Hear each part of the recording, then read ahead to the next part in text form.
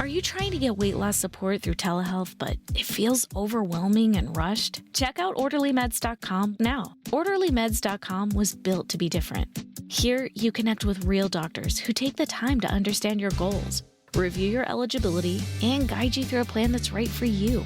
Orderly Meds provides access to proven GLP-1 medications like semaglutide and tirzepatide, including both name brand options and personalized compound versions when appropriate. So you have choices backed by clinical oversight, not guesswork. It's a simpler, more supportive telehealth experience designed around people who want clarity, care, and confidence in their weight loss journey. And your medication is delivered directly to your home in discreet packaging, so your experience stays private from start to finish. Do your research, ask the right questions, then visit orderlymeds.com/podcast for an exclusive offer. Again, that's orderlymeds.com/podcast. Individual results may vary, not medical advice. Eligibility required. See site for details.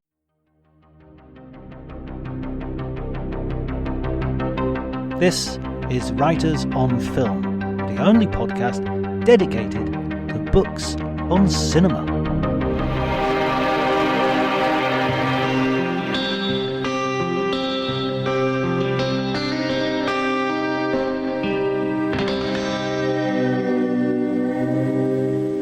Hello everybody and welcome to Writers on Film. My name is John Bleasdale. I am a writer and film critic, and today it is my pleasure to introduce two guests. Robert Kolker, who we have had twice, I think, on the podcast.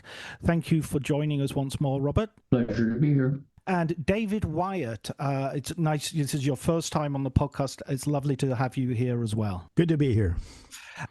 We have you here because you have written a book together entitled The Film Auteur Angles of Vision. And the first thing I wanted to ask you was, in terms of that subtitle, Angles of Vision, the idea, and you sort of mention it in the book as well, the idea of the Fabelmans and where you position the camera, where you position the horizon in the frame, that being like almost an entry point to the idea of the auteur as well. So just a word on that subtitle for me. Well, I can say that the idea of the subtitle came from Emerson, an essay of Emerson's, where he uses the phrase angle of vision, by which he means to refer to the fact that each of us in the world looks at the world from our distinct standpoint, our own angle of looking. And so we thought, why not apply that to how a director positions him or herself in respect to the visual field? Excellent. Yes. And in terms of that positioning, I guess a director's signature becomes part of what we're talking about when we talk about auteurism. Maybe for our listeners, we should give a brief background to that theory, which you cover so well in the book. Well, it started like so much of serious film criticism in France, where they always recognized the director as the guiding force of a film. Alexandre Astruc, who wrote an important essay in the late 40s about writing with the camera, cinema stilo, like an author writes with a pen, which is really a kind of fundamental thought about the director as auteur. And then with the young French critics who became the new wave in the 1950s, Francois Truffaut in particular, and Godard and the rest, began investigating American film, which they hadn't seen. Much of it they hadn't seen until after the war. And they didn't speak much English, didn't read much English. And yet they recognized when they saw these films that there was a continuity between them that was independent of the studio that made them, or the writer who wrote the screenplay, or the producer, but rather by the director. And they began foregrounding a lot of filmmakers, American filmmakers of the 50s, Samuel Fuller, Nicholas Ray, older directors, Howard Hawks, Hitchcock, Wells, who had sort of fallen under the radar as viable, important, inventive filmmakers. And they began to denigrate their own cinema, the cinema of quality, as they called it, and valorize American film and American filmmakers.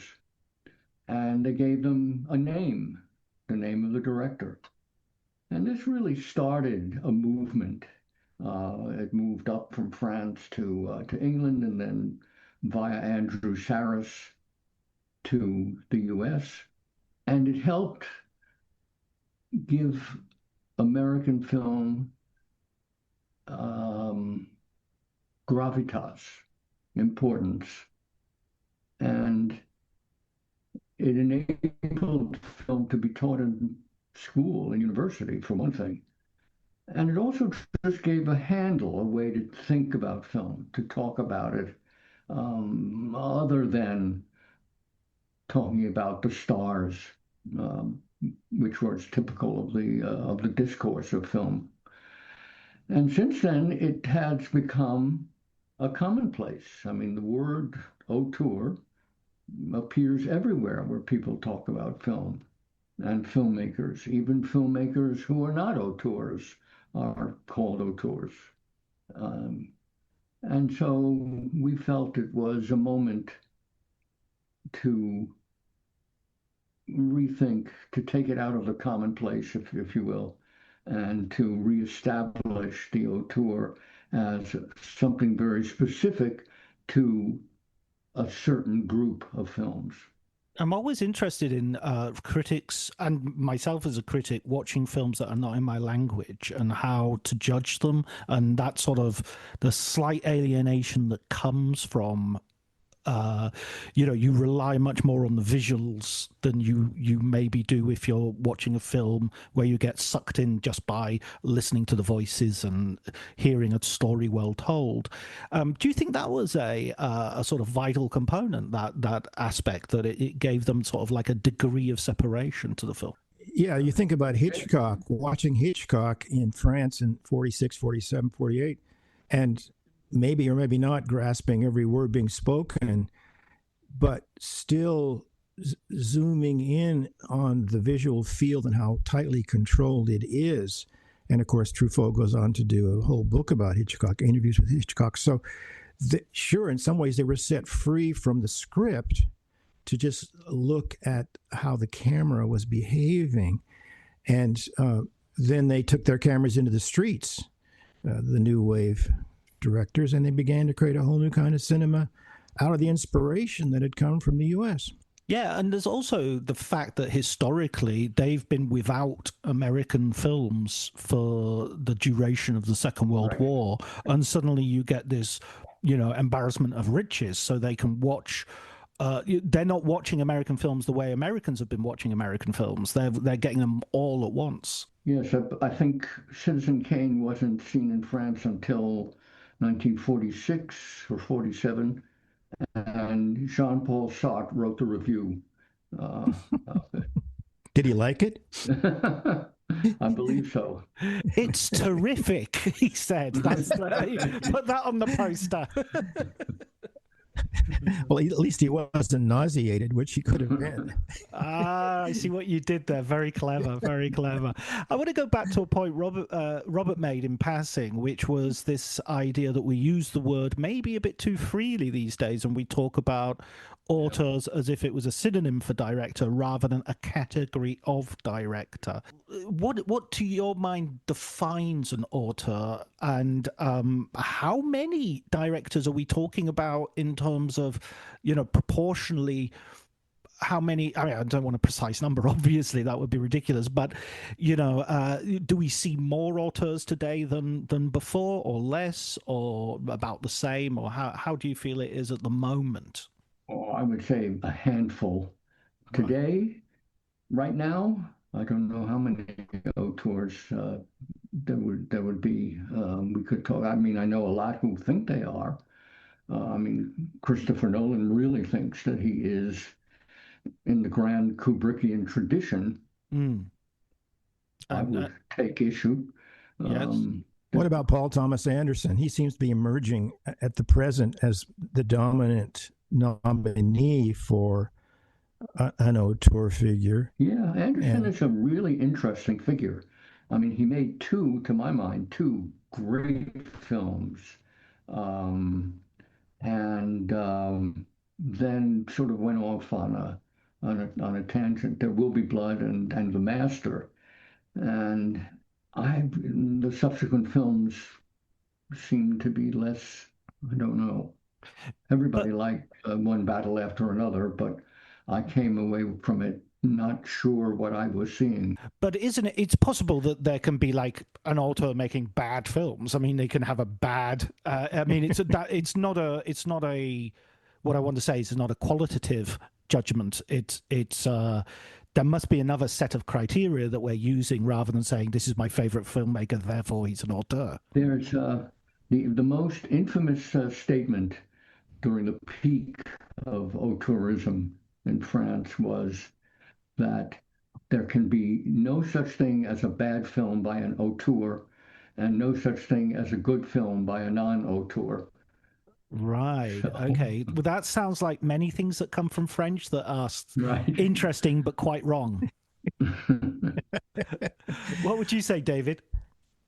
Well, I think I don't want to get into an attempt to define Paul Thomas Anderson's style at the moment, but I think he's, to my mind, he certainly qualifies. I mean, the force, the beauty, the politics of his movies strike me as ambitious and ever more so.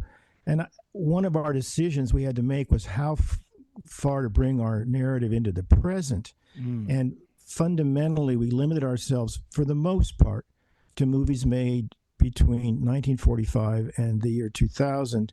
Koreeda, actually, the Japanese director, makes an appearance in our last chapter on the Japanese Smile, and we juxtapose him to Ozu and to Kurosawa. But we didn't really carry the narrative that far into the 21st century. And part of the challenge was to decide where to begin, how to just open the book. And Bob can perhaps speak to how it was to begin that first chapter, since that really was something largely in his hands. Yeah, this is the idea of the movement auteurs, so people who are part of a larger group of people. Well, and the neo and the new, Right. the post-war new. So what about that, Bob?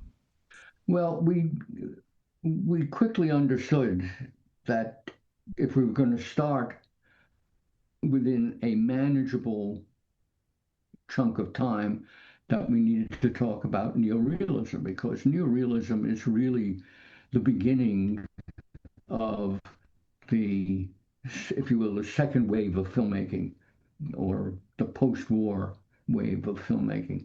We also realized immediately that we couldn't talk about directors without talking about genres. So the ideas sort of merged, and the first long chapter in the book chapters are involved with neorealism, the movement in the post-war movement in Italian cinema, which featured non-professional actors and took cameras out on the street, dealt with working class people.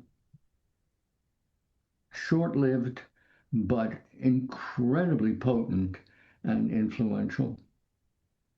And then after that is the new wave, I mentioned earlier, Godard, Truffaut, and the rest.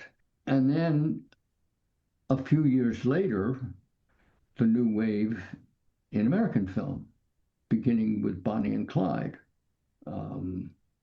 Although I like the earlier film by Penn called Mickey One. It's a few years earlier, mid-60s, which I think is really the start of a kind of experimental Hollywood film influenced by the new wave. So then we went on to the usual suspects, Scorsese and Penn, and ending with more current filmmakers, Spike Lee, for example. And we also threw in German cinema too. the new German Yes, cinema. we included German cinema as part of the revival of film in Europe. And the German cinema is wonderful because it really marks the date of the ending of the new cinema in Europe with the death of Fassbinder in 1981. I mean, that's really it. And while there is still great films coming out of Europe, there is not that consolidated, coordinated work of master filmmakers. And you And also, then oh, sorry, continue, Robert. I was just going to say, then we moved backward and talked about the old masters and sort of backfilled so that the first chapters were given a kind of foundation. Yeah, that was absolutely my question. Was you go back to Murnau and Chaplin and the sort of the people who are foundational figures in cinema. Sorry, David, I interrupted you. Well, yes, the three forerunners that we chose to discuss quite briefly were Griffith, Eisenstein, and Murnau, and each of them is associated with particular technical innovation, whether it's the close-up with Griffith or the montage with Einstein or the moving camera with Murnau, and they create a kind of vocabulary that gets instituted as what filmmaking consists of, and then you see this legacy playing itself out over the next 70, 80, 100 years. But we didn't have enough time to really deal, or enough space to deal with all the great filmmaking occurring before the Second World War. So it's really a book grounded in the second half of the 20th century. Claude just corrected me. Fassbinder died in 1982, not 1980. Yeah, so don't at us in the comments, please.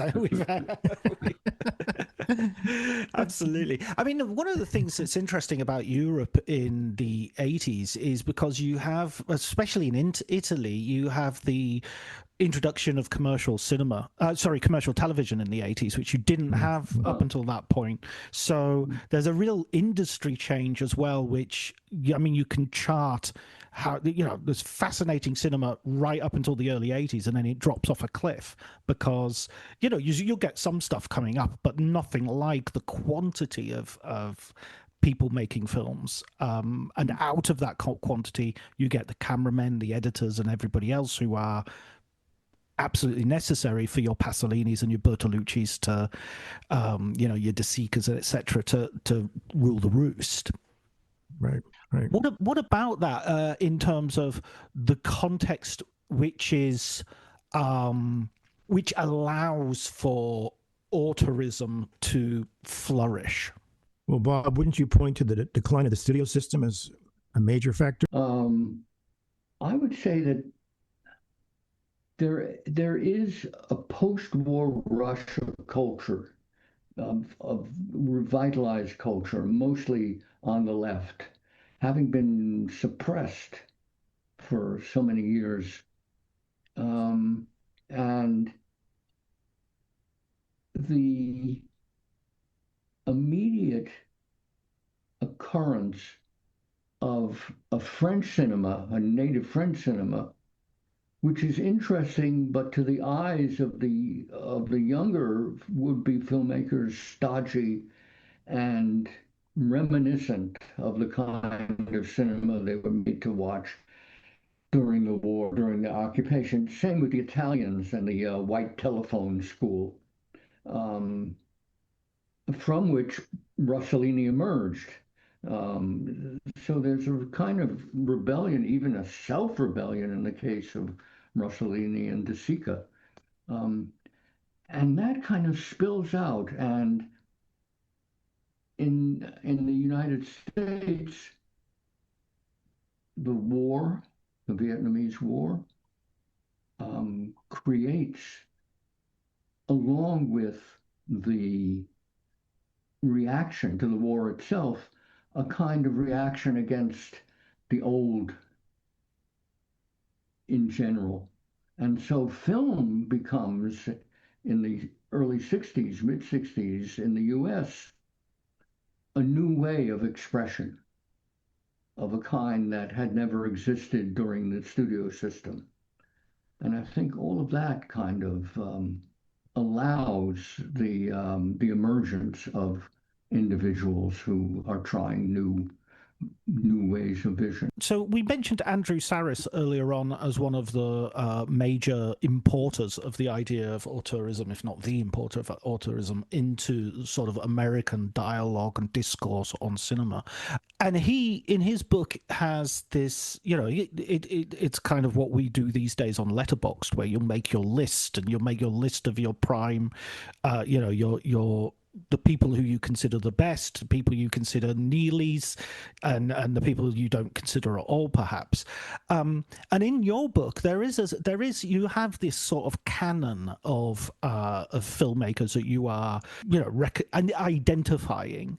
That notion has sort of been out of fashion recently. How would you respond to that? I want to play devil's advocate a little bit. I could say a bit about that.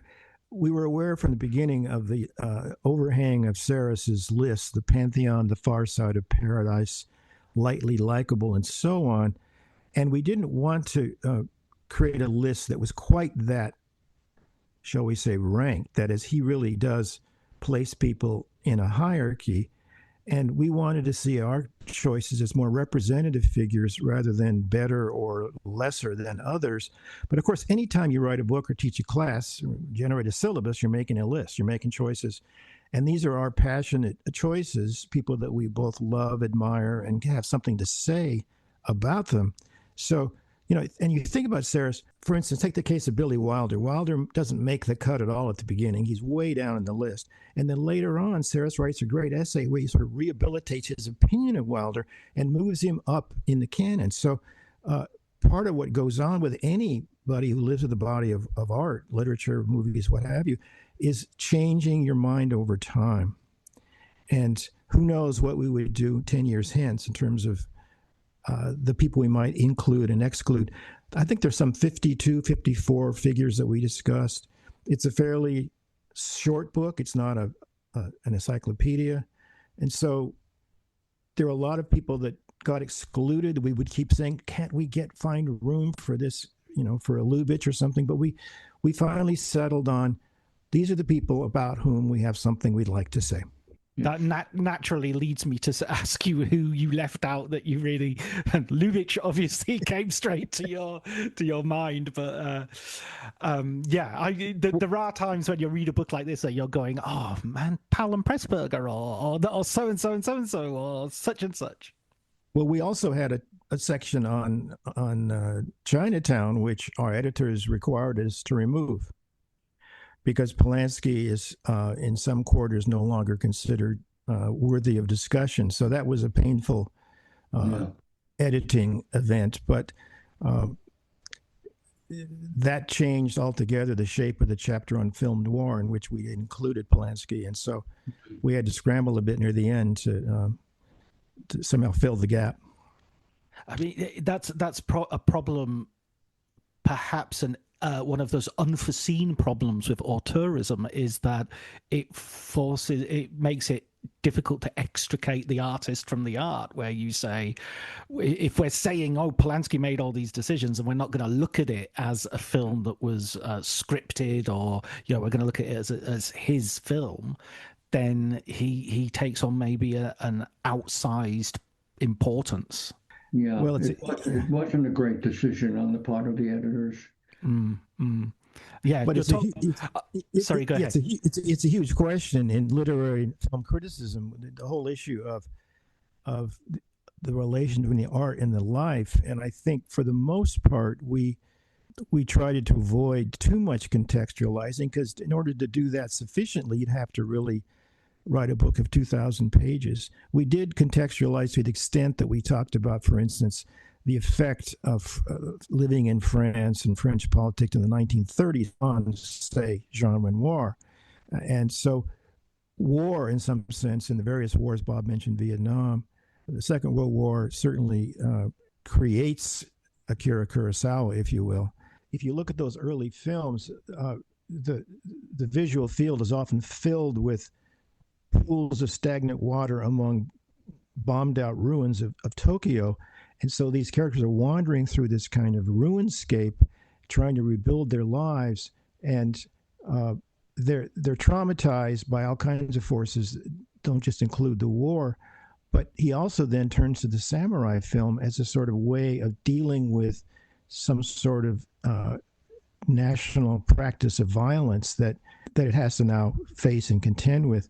And so, we didn't do a huge excursus on the history of Japan in the Second World War, but we did talk a bit about how it was that the war came. And so that's just a minor example of our attempts to sort of situate what Kurosawa was up to. But fundamentally, I think we really look to the careers themselves, insofar as we had a chance to cover more than one or two movies by somebody, as the context sort of out of which the work kept emerging. And so with Kubrick, for instance, or with Wells even more dramatically, Bob in particular tried to make a case about early versus late Wells and how a developmental approach could really illuminate and maybe foreground movies that hadn't been fully appreciated. So Bob had a great argument to make there, which I'd love to hear you summarize for us, Bob. Yes, please do, Bob. Oh, Wells is a terrific example of somebody who has a myth created around him and his work. And the whole notion that he made one great film in 1942 and then went downhill, when in fact the opposite is true. He made a very interesting film in 1942, very influential film, and then kept on making films, each one more interesting, more experimental, more difficult to get done, more at the mercy of editors, studios, and producers, but better and better and better. I think Touch of Evil is a more interesting film than Citizen Kane. I think The Trial, one of his last films, his adaptation of the Kafka novel, is his best film. And first only to Chimes at Midnight, his Shakespeare film about the Falstaff plays. He made great films at the end, near the end of his career, the end of his life, and nobody paid attention to them. Or if they did, there was, not as good as Citizen Kane. Well, I've been arguing this in many places, and I'm not sure that it stuck. I mean, this is an interesting addendum to that argument or that discussion, and it actually touches on sort of the integrity perhaps of the auteur, which is what do we do with The Other Side of the Wind, which is a film featuring filmed material by Orson Welles and obviously scripted and following and reconstructed following his editing notes, but ultimately finished by other hands. Is that something we consider his, or do we consider it a curio, or how do you react to that? I think it's a disaster. Right. It probably should not have been edited, because nobody would have had an idea of what Orson had in mind. But it's also a film that was so much bits and pieces that it should have remained like Don Quixote remained, a personal kind of film diary. And, I think Netflix did a service by putting it out there, but I don't know if it did a service to the films that are really important and really good. Well, and the case of Magnificent Ambersons touches on this same question, which is a movie radically cut after it was produced, or after it was created by Welles, and then is now apparently being quote restored using various kinds of artificial intelligence to do that work. And so what are we going to get now? We're going to get another whole version of the film. And then we'll have to sort of begin arguing about whether to prefer the one that emerged in the early 40s or the one that's going to be recreated, restored, if you will, in the near future. I mean, the touch of evil seems to be a middle ground where you feel there's been a respectful repair job done.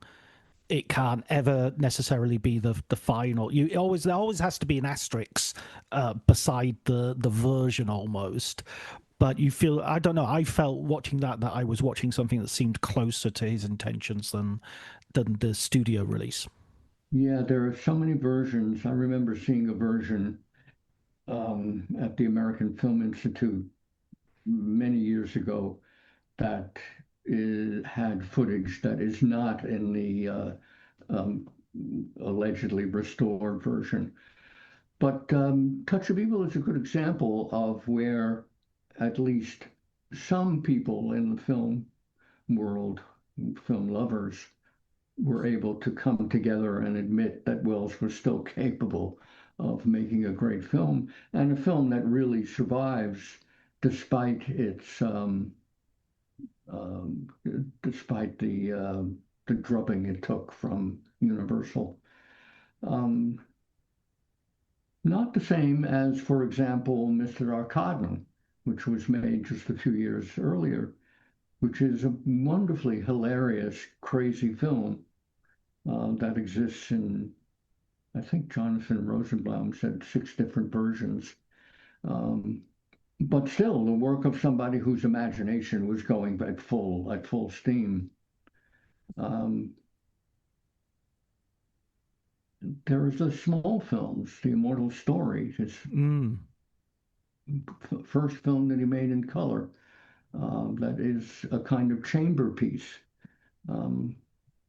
Receives very little attention. I mean, F for Fake feels to be very ahead of its time. Nowadays, just now, we're getting used to the hybrid documentary, and he was doing hybrid documentaries, avant la lettre, so to speak. Yes. You must forgive me if I ever pronounce French. Poke me in the eye, because I'm definitely going to mispronounce it.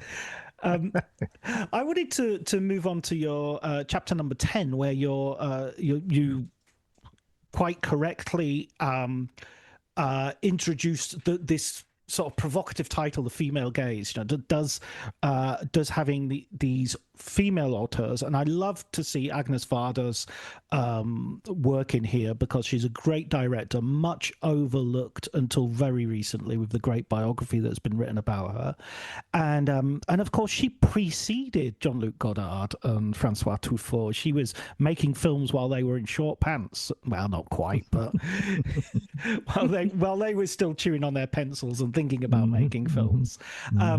So yeah, could you tell me a bit about this idea, this notion of the female gaze?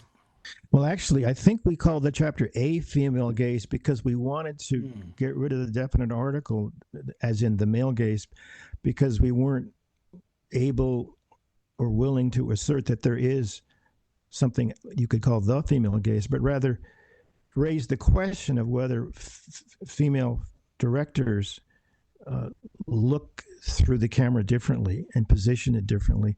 And I'm not sure we came up with any kind of authoritative answer. We had 4 case studies, and we sort of thought about the way in which these directors talk back to the tradition. And that the ultimate example was the Maureen O'Hara moment in Dance Girl Dance, which is an Arzner film, where she's part of a troupe of women that take off their clothes in a sort of burlesque theater situation, and she just walks to the front of the stage, crosses arms, and chooses off the male audience for its voyeurism and its sort of passive aggressive take on the female body. So that moment sort of is a moment where she's gazing back at them, she's looking back, and she's trying to somehow interrupt the logic of the male gaze, which is so sort of dramatically featured in that film. And then we went on to talk about Campion and Holland and Lupino.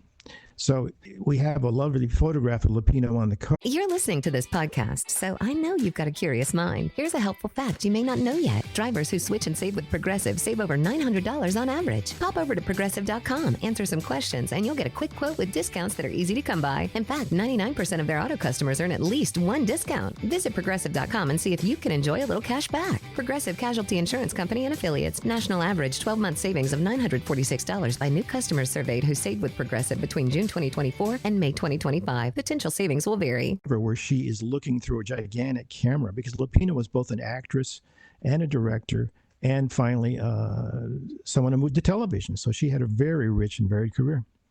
Absolutely, yeah, no, absolutely, and on a similar, and of course, Campion as well did that thing of really going into genres which seemed almost inimical to the female gaze, female gazes. I'm twisting myself into pretzels here. She made the Western with Power of the Dog, and she made In the Cut, which I think is, again, one of those films that needs to be talked about a little bit more, because it's in this sort of genre of the sort of erotic thriller, which at the time seemed a very disposable, quite not a one of the heights of our cinema, and yet she made this film that with Meg Ryan and Mark Ruffalo. It's absolutely fascinating to watch in the way it subverts those expectations. Well, the ending is almost negligible in that film, where the tying up of the plot, where Meg Ryan is captured and taken to the lighthouse and then has to get away from the serial murderer. This matters far less, I think, to the pleasure you take in that movie than do the scenes between Ruffalo and Ryan. And I think Campion said something about she liked that male character because he understands women, which is a phrase that could have many possible meanings. But Ryan takes a great risk in that film, and one wonders in some sense what was the consequence for her career, because she was so raw and open and naked, frankly. And yet it's not a film in which you're invited to take some sort of voyeuristic delight, but rather just to savor the shifting dynamics between these two characters. And so I think it's a terrific movie, and one that deserves revaluation. Yeah, no, I think you're absolutely right in terms of it wasn't doing the thing of because she'd appeared nude in other movies. She appeared in the Presidio and The Doors. She'd done sort of slightly raunchier scenes, if you like. Mm-hmm. But in this one, it was the fact that she was quite there was an aggressive sexuality to her character that was internal and wasn't there, as you say, for just voyeuristic pleasure of display. And then you have The Piano, which is, for my money, maybe her great film. I also like the adaptation of Portrait of a Lady, but the way in which she sort of focuses on the varieties of female desire and all the different shapes it can take, and that slow liberation that Holly Hunter allows herself as she barters and bargains to get her piano back, and really pulling out of Harvey Keitel a very tender performance. And there are consequences and there are losses, but finally they seem to reconstitute a relation on a very solid and appealing basis. Absolutely. I would be remiss, Robert, if I didn't turn a question to you about Stanley Kubrick, seeing that one of the earlier times we talked was to talk about your biography of Kubrick, which you co-authored. In a sense, is Kubrick kind of the apex predator when it comes to the auteur? He's the absolute control perfectionist. Every frame has to be signed off by him. The actors have to be broken down and rebuilt. Is that is that mythic, or is that kind of a fair characterization? I think the best way to understand Kubrick's work is to consider him as a novelist in film, in the sense that, like a writer, he wants every word, every sentence every scene, the whole picture to be exactly as he wants it. And that irritates some people because it's not the way filmmakers work, which is quickly, um, in the boundaries of budget, and without the kind of attention to detail that he demands. So in a sense, he sort of stands outside of the usual bunch of that we consider true auteurists. And certainly Saris didn't like it. Pauline Kael didn't like it. Thompson didn't like it. I think for all those reasons, because he insisted on dotting every I and making the eye see exactly what he wanted. And he demanded of himself a great deal. My favorite line in the biography is where he says something to the effect that, I don't know where my imagination lies, which is why I think he demanded so much when he made a film. When he prepared for a film, he was always preparing for a film, which is the reason that there are so few and the reason why there are at least 2 unmade films. Always preparing, even if it didn't work out, always preparing. And the preparation is as detailed and obsessive as the execution, as the editing. So it's that focus and that desire that the film that comes out is Stanley's film. It's not anybody else's film.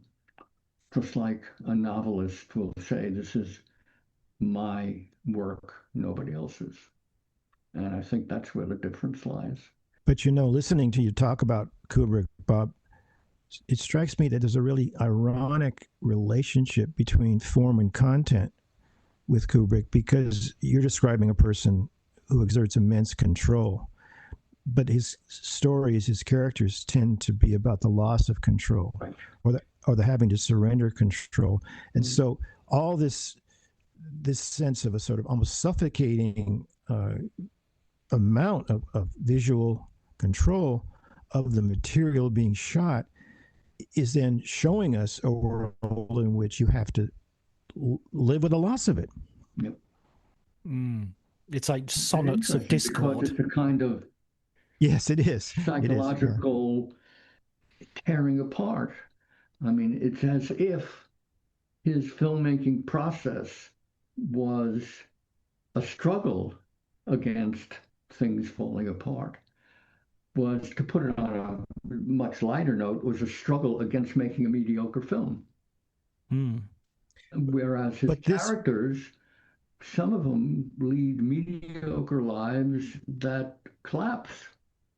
I mean, Johnny Clay in The Killing is just sort of an ordinary thief who creates this elaborate construction to rob a racetrack, and ends up the last words.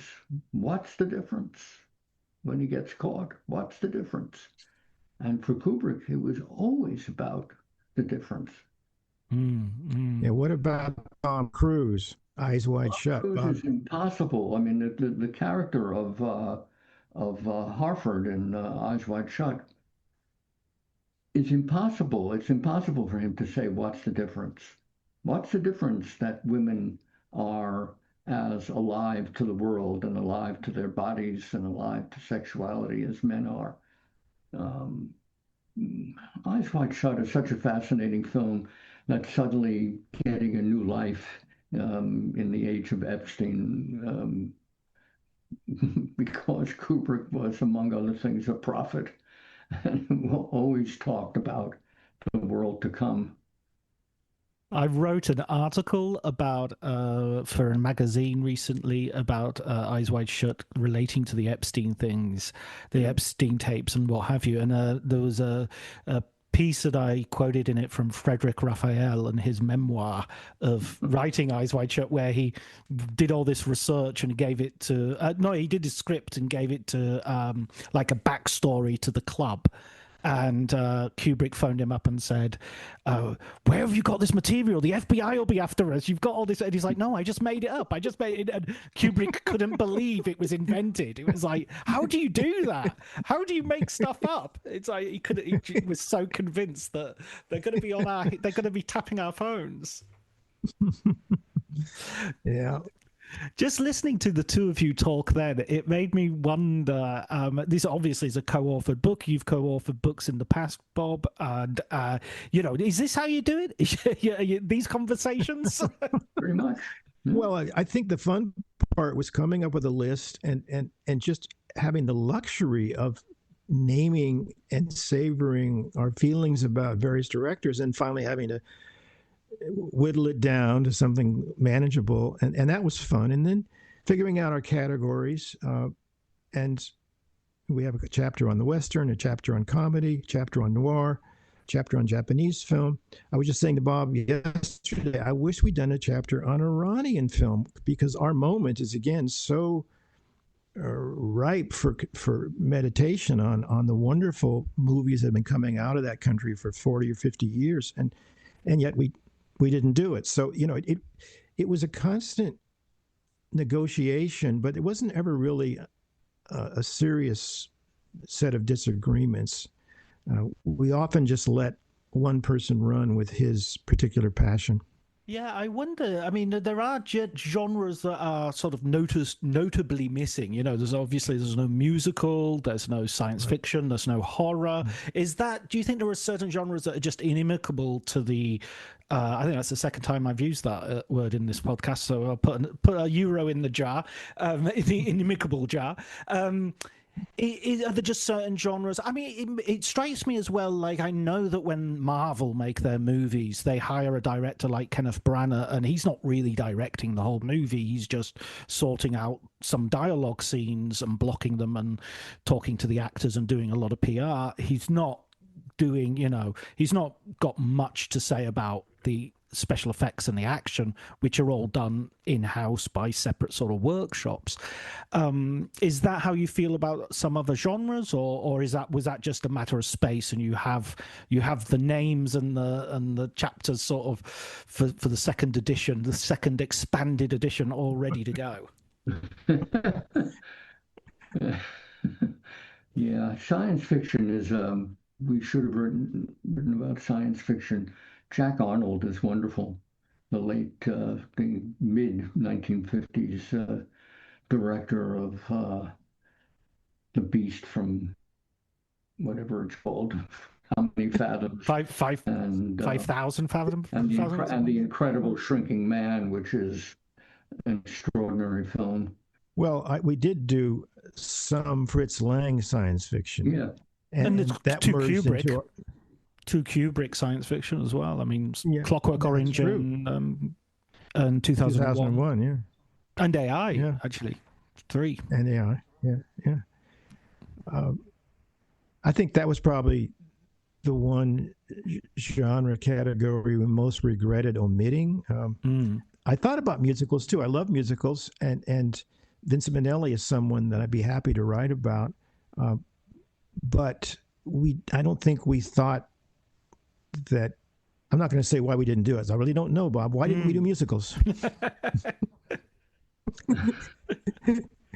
Well, actually, you did mention Jacques Demy, his biggest Ambrosia films. Cherbourg. Yeah. That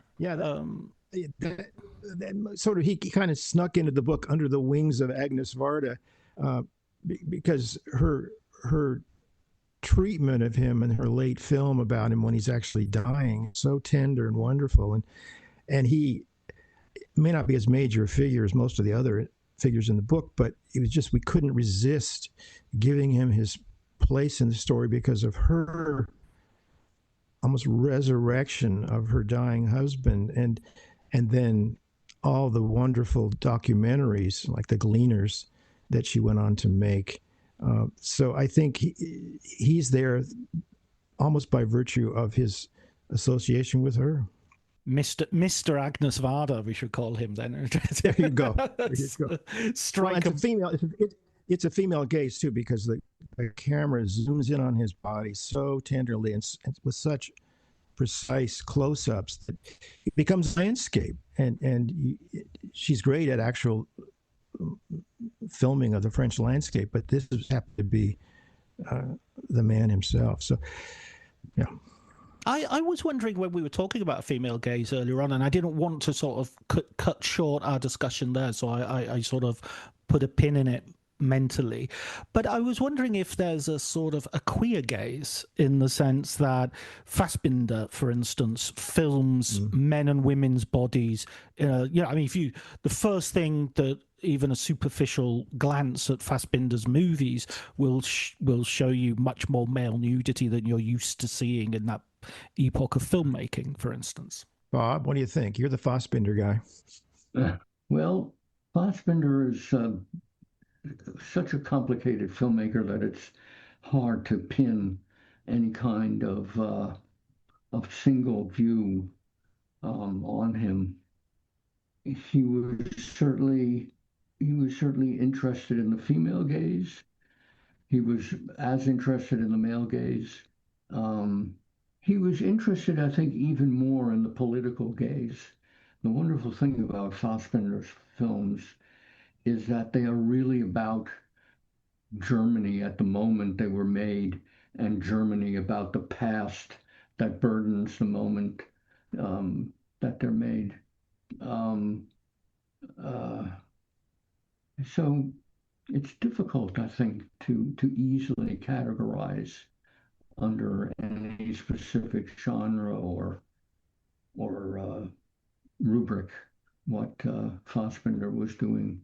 My one comment would be, if you haven't seen it, my favorite work by him is the wonderful series Berlin Alexanderplatz, which is some 15 hours. And Barbara Sukowa and Hanna Schugel both appear. These are the actresses that were used in all kinds of German films for 20 years. And there's, as I recall, near the end of this long saga, which is about the run up to World War II. It's about Berlin in the 30s. And all that, as in France with Renoir, all that led up to the debacle of the war. And there's this amazing scene where I think it's Sukowa, maybe it's Schugel, I get them confused, I think you're meant to almost, is out in a forest and she's going to be destroyed. And you see this woman, this vulnerable figure against this, I think it's a forest landscape. And it's just one of the most tender and pitiful, compassion-generating scenes he ever made. My wife, by the way, happened to own a movie theater, independent movie theater, and she showed this saga over 2 days. And we had to have breaks during each of the 7 or 8 hour days for lunch. But about 100 people turned up to watch on the big screen that astonishing work of art. Berlin Alexanderplatz. I was reading earlier this week Edna O'Brien's biography of James Joyce, and there was a sentence that struck me where she says, Joyce, like any true artist, his ideas were radical and unfixed. And I sort of think, God, that's so true. And then I had this guilty feeling of and I spend my life fixing them. I spend, as a critic, I spend my life sort of trying to shove people into boxes and trying to categorize things and trying to put a name on things. And you just think that's you should try not to do that sometimes. You should try to allow for what we talked about earlier, that people change their minds, and Fassbinder went through a whole series of phases that you mention in the book. When he discovers Douglas Sirk, that's a huge leap. And I think we did a good job of unboxing. I mean, yes. The inclusion of Sidney Lumet, for example, under film noir, not a usual joining, and yet an important argument being made that the genre and the creators of the genre within the genre are very much wider than we usually think of.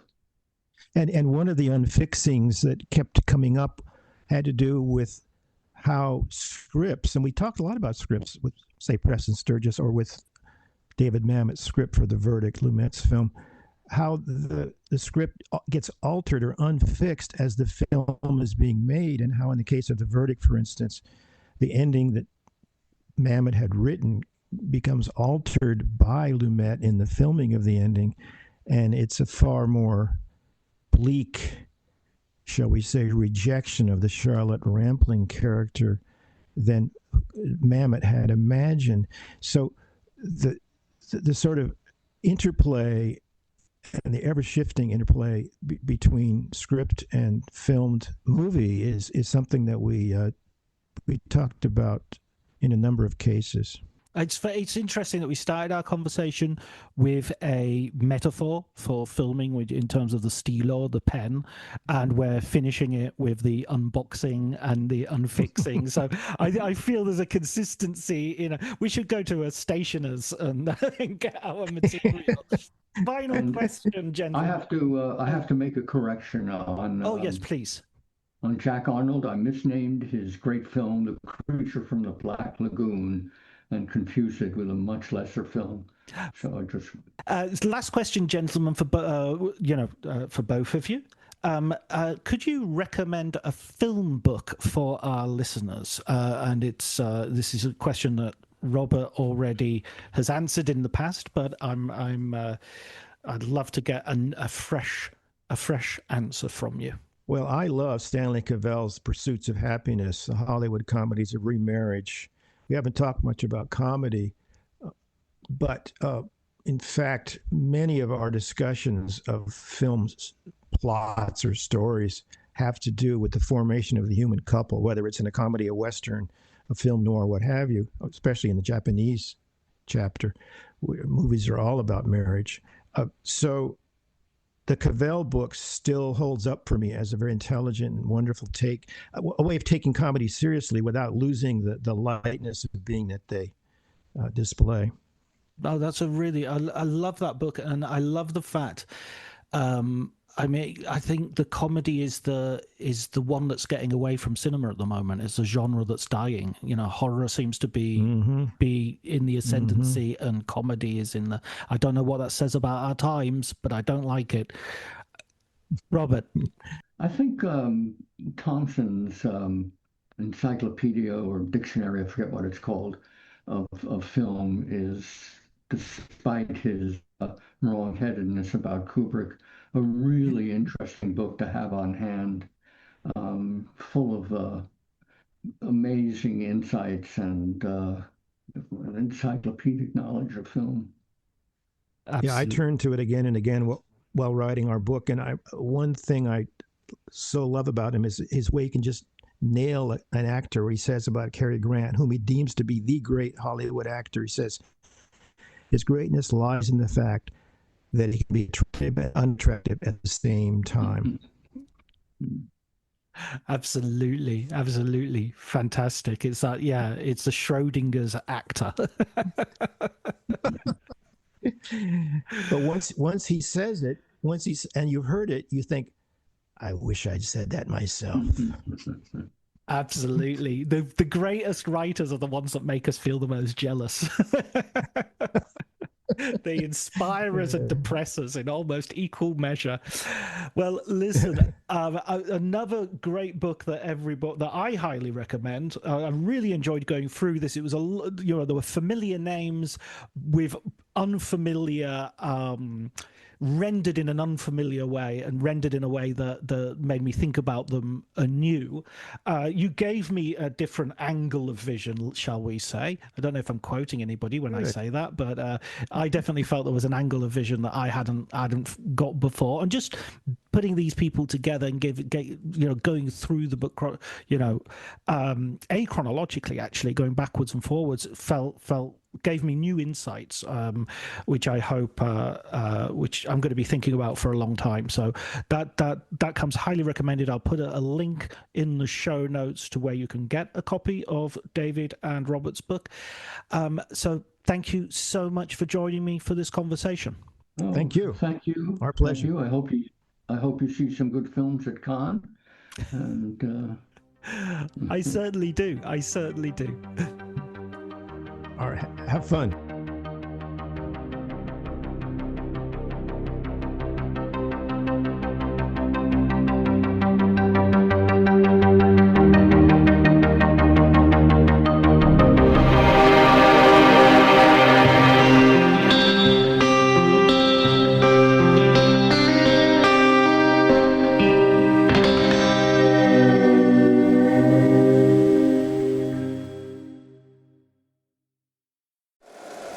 If you like the show, please take a moment to rate, review, and subscribe. It really does help the show to grow. Thank you for listening.